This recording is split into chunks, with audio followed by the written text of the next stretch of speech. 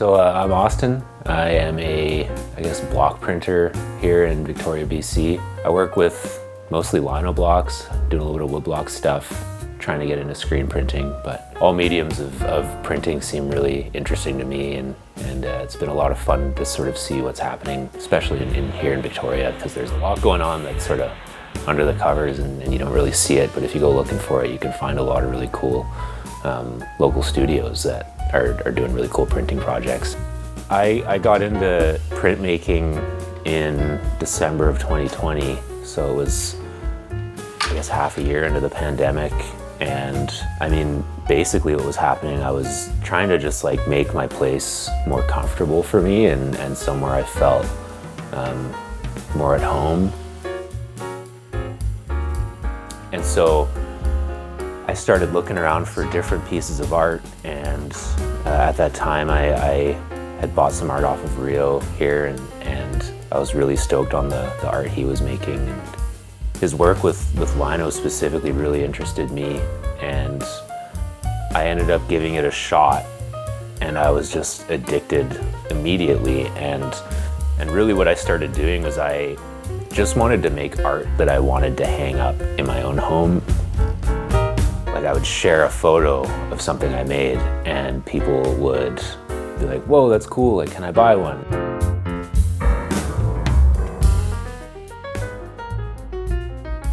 I ended up selling like 10 or 12 prints of this first print that I made. This is like something like cool, maybe like I could keep doing this and make a sort of business out of it, but also just like get to be creative.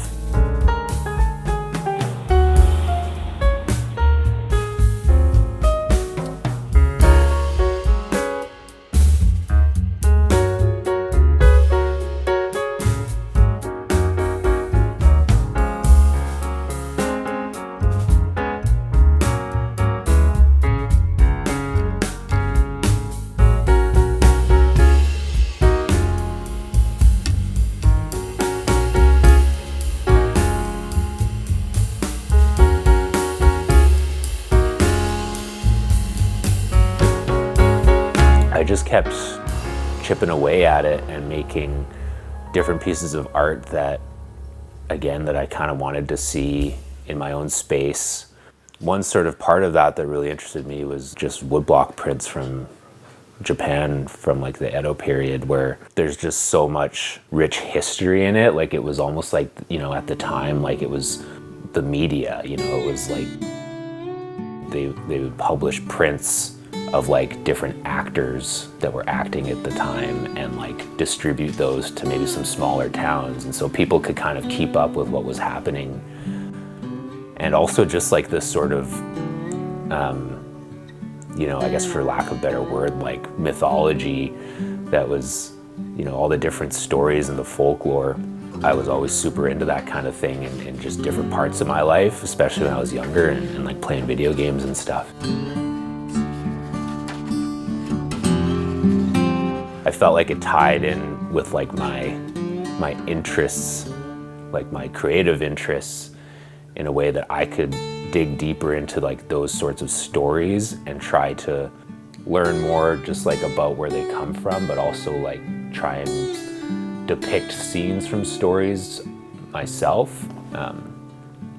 And that's kind of just like what it's turned into now, where I spend a lot of time just reading different stories, and then sometimes a story just is like really interesting to me, and so I'll try to make a drawing of like a scene from that story.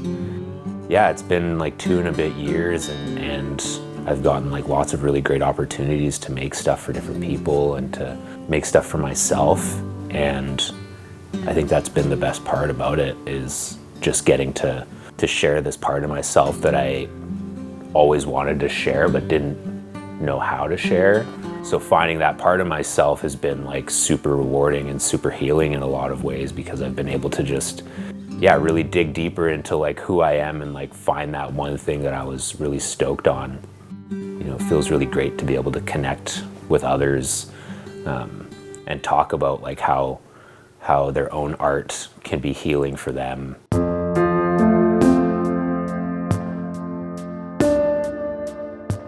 I had just finished up like a couple of sort of smaller projects, and I was kind of just bored, and I had this thought that it'd be really cool to like get a bunch of people together to make like just a small publication, like a small zine.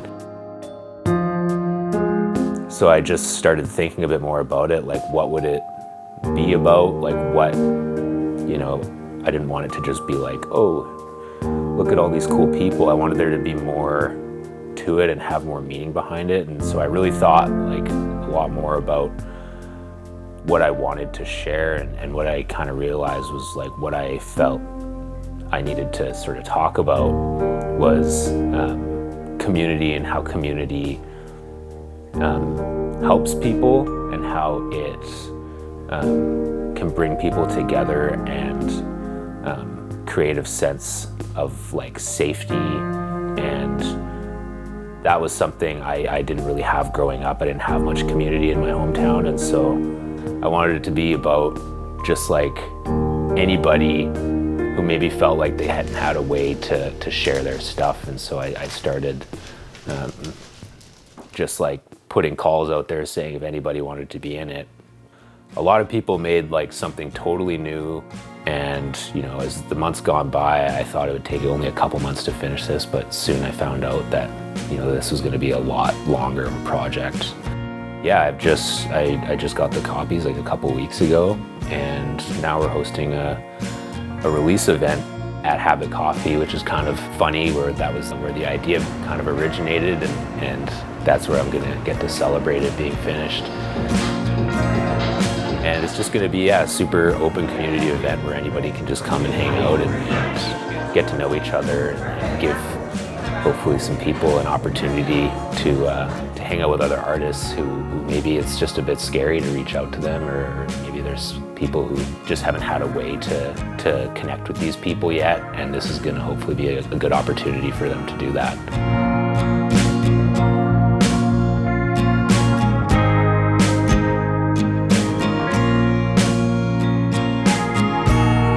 I think it's been a really great sort of way to, you know, validate other people's feelings about community, and get to meet other people who are trying to do really cool things that maybe nobody hears about what they're doing.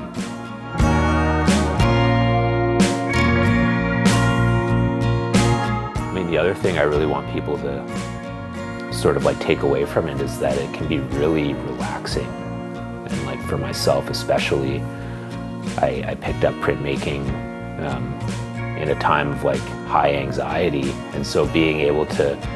use printmaking as a way to cope with the anxiety, just because of how involved it tends to be when you're just really focused on a drawing, or you're focused on